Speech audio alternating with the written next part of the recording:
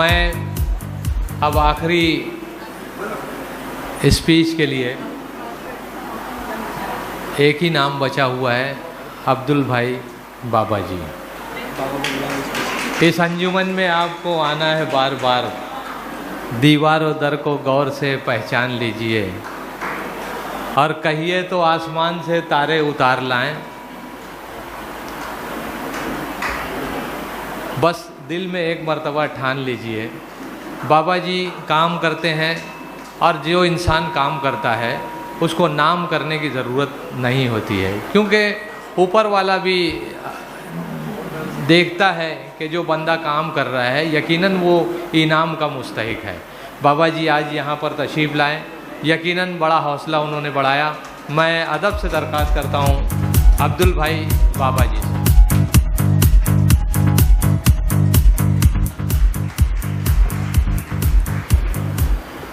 अऊज़ु बिल्लाहि मिनश्शैतानिर्रजीम, बिस्मिल्लाहिर्रहमानिर्रहीम, अस्सलामु अलैकुम वरहमतुल्लाहि वबरकातुहू।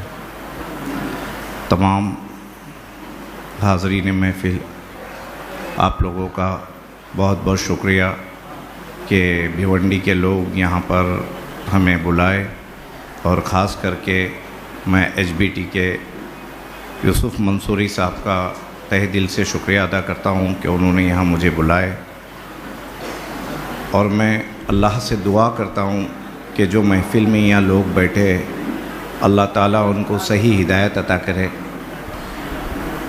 यहाँ पर हम बैठ के बहुत लोगों की स्पीच सुने, बहुत सारे लोग बोले, आप लोगों को शायद थोड़ी सी मालूमात मैं देता हूँ। यहाँ सारे पत्रकार भाई है, मीडिया वाले लोग हैं, मैं उन सब का तहे दिल से शुक्रिया अदा करता हूँ। ये एचबीटी, इसका फुल फॉर्म हिंद भूमि टाइम्स, बराबर है ना। हिंद भूमि जो है वो ज़मीन से जुड़ी हुई है। हिंद हिंदुस्तान का नाम है। एक्चुअली शीश अलैहिस्सलाम के दो बेटे थे, एक का नाम था हिंद, एक का नाम था सिंध। आदम अलैहिस्सलाम के बाद ये हिंदुस्तान ऐतिहासिक शहर है। हम जिस मुल्क में रहते हैं वो बहुत जूना मुल्क है। जब आदम अलैहिस्सलाम दुनिया में आए तब से हिंदुस्तान है, और अल्लाह ने चाहा तो क़यामत तक रहेगा। कोरोना काल के अंदर पुलिस प्रशासन के लोगों ने जो काम किया, म्यूनसिपल डिपार्टमेंट के लोगों ने जो काम किया, दवाखाने के लोगों ने जो काम किया, इसी के साथ साथ कुछ अंजुमनों ने भी काम किया, जिसमें कल्याण के आज़म भाई अंजुमन चैरिटेबल ट्रस्ट के अध्यक्ष हैं, उन लोगों ने, मायने साहब जो अभी यहाँ सीनियर आपसे 10 मिनट पहले तकरीर कर रहे थे, मेरे उनके अच्छे संबंध है, मैं उनको बहुत अच्छे से जानता हूँ और वो भी मुझे थोड़ा बहुत जानते हैं। इन्होंने हाजी मलंग पे 5 नंबर हिल लाइन में ड्यूटी की है। वहाँ बहुत कॉम्प्लिकेटेड मसला था, इतना बड़ा कि महाराष्ट्र के अंदर बहुत बड़े दंगे हो सकते थे, मगर इनकी समझदारी, इनके खुद के पर्सनल रिलेशन के दोनों गुटों को समझा के उन्होंने बहुत मोहब्बत से, प्यार से ये मामले को, हाजी मलंग के मसले को सॉल्व किया। उर्स बहुत कॉम्प्लिकेटेड था उस वक्त जब इनकी ड्यूटी थी। एक टाइम ऐसा भी आया, उर्स के टाइम मैं खुद मौजूद था, कुछ क्राउड मुझे गिराया, मेरे बॉडीगार्ड थे, उसके बावजूद मेरे बॉडीगार्ड की गन का फटका सांप को लगा और ये भी गिरे। कम से कम 10-1 हज़ार की क्राउड थी, इनकी कमर में लगा। उसके बाद भी ये खड़े रह कर के पूरी रात ड्यूटी की है, और वो मामला इतना इजीली लिए कि एक एनसी भी होने नहीं दिए। तो ऐसे ऑफिसर जो है ये तारीफ़ के हकदार है। कोरोना काल के अंदर हमने देखे बहुत सारे पुलिस वाले 3-3 दिन तक का ड्यूटी किए, 3-3 दिन तक अपने घर नहीं गए, उनके बच्चे रोते थे। मेरे प्रशासन में बहुत अच्छे संबंध है, पुलिस डिपार्टमेंट से मेरे ताल्लुकात है, तो मैं उनसे जुड़ा हुआ हूँ, तो मैं जानता हूँ। लोग मुझे फ़ोन करके बोलते थे, बाबा जी दुआ करिए, हम लोग ऐसे ऐसे कंडीशन में हैं। डॉक्टर लोगों ने किए, कुछ चंद लोगों ने उसका गलत इस्तेमाल भी किया। वो चंद का सोच करके जो अच्छे लोग हैं उनकी तारीफ़ करना चाहिए, क्योंकि वो तारीफ़ के हकदार हैं। दूसरा, यहाँ पे आर्मी से नीलेश भाई बैठे हैं, ये भी मेरे बहुत करीब के है। मैं इनके गांव तलक जाके आया हूँ, वाड़ा। इनका बहुत बड़ा फार्म हाउस है वहाँ पर। इनके वजह से 15 से 20 लोग ड्यूटी पे लगे हैं। आप लोगों को शायद नहीं पता है इनके बारे में। इन लोग ये आदिवासी डिपार्टमेंट में काम करते हैं। मीना साहब जो वहाँ के कमिश्नर थे, आदिवासी कमिश्नर, अभी वो गढ़चिरौली में कलेक्टर है, ये उनके अंडर काम करते थे। और वो लोग आदिवासी शहर जहाँ साइकिल भी नहीं जाती, वहाँ चल के जाके लोगों को राशन, कपड़ा, साड़ी, दवाई देते थे। नीलेश पटेल यहाँ बैठे, एक्स आर्मी से है वो। मंसूरी साहब हफ्ते में एक दिन पेपर निकालते हैं। मुझे लगता है हिंदुस्तान में 1780 में पहला पेपर निकला, शायद ईस्ट इंडिया कंपनी ने निकाली, वो भी कलकत्ता से। 1826 में पहला हिंदी पेपर निकला, वो भी कलकत्ता से। आज 200-250 साल के अंदर पत्रकारिता इतने बड़े पैमाने पे पहुंच गई है कि हम नींद में से उठते हैं तो पूरे गांव की खबर हमको घर बैठे मिलती है। ये पत्रकारिता, ये न्यूज़ जमा करने के लिए वो पत्रकार लोग कितनी मेहनत करते हैं, उन्हीं के दिल को पता है। बाइकों पे जाना, उनको कोई सैलरी नहीं है। चंद लोग उसमें गलत है, जो चंद लोगों के वजह अच्छे लोगों को बदनाम नहीं करना चाहिए, ऐसा मुझे लगता है। सर ने स्पीच दी एजुकेशन के बारे में। उर्दू वाहिद एक ऐसी पूरी दुनिया में पढ़ाई है जिसके अंदर उर्दू में बच्चा एडमिशन लेगा तो हिंदी भी सीखेगा, मराठी भी सीखेगा और इंग्लिश भी सीखेगा। आप दूसरी कोई इंग्लिश में डालेंगे तो बच्चा सिर्फ इंग्लिश ही सीखेगा, हिंदी सीखेगा बहुत से बहुत, मराठी नहीं सीखेगा वो। वहाँ हिंदी, अगर इंग्लिश में बात करेंगे नहीं, हिंदी में बात करेंगे तो फ़ाइन लगता है। मगर वाहिद एजुकेशन एक ऐसी है उर्दू जिसके अंदर बच्चा उर्दू भी सीखता है, इंग्लिश भी सीखता है, हिंदी भी, मराठी भी सीखता है। हमारे यूपी के अंदर आजमगढ़ में CPL बहुत बड़ी CPSE स्कूल है, उसके मालिक अयाज भाई भी यहाँ बैठे मेरे साथ आए। वो आज पूरे यूपी के अंदर इनकी स्कूल में अगर किसी ने नहीं पढ़ा ऐसा हो नहीं सकता है, जहाँ आजमगढ़ के अंदर। अभी अल्हम्दुलिल्लाह अल्लाह ने उनको हिदायत दिया है कि वो एक स्कूल भिवंडी में भी डाल रहे हैं। मैं हर माँ बाप से गुजारिश करूँगा कि बच्चों को एजुकेशन दीजिए आप लोग। मुस्लिम कम्युनिटी के अंदर बुरा ना माने मैं जो बोल रहा हूँ, मुस्लिम कम्युनिटी के अंदर हर घर में एक लीडर होता है।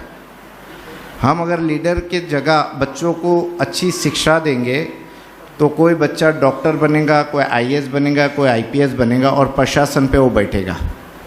लीडर बन के हम PM कभी नहीं बनने वाले, तो कम से कम हम एजुकेशन दे करके ऑफिसर तो अपने बच्चों को बना सकते हैं।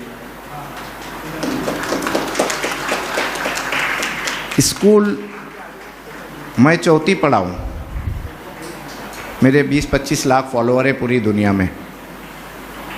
वो इसलिए कि हम गरीब घर से पैदा हुए थे, हाजी मलंग पे रहते थे, वहाँ 4th तक की स्कूल थी।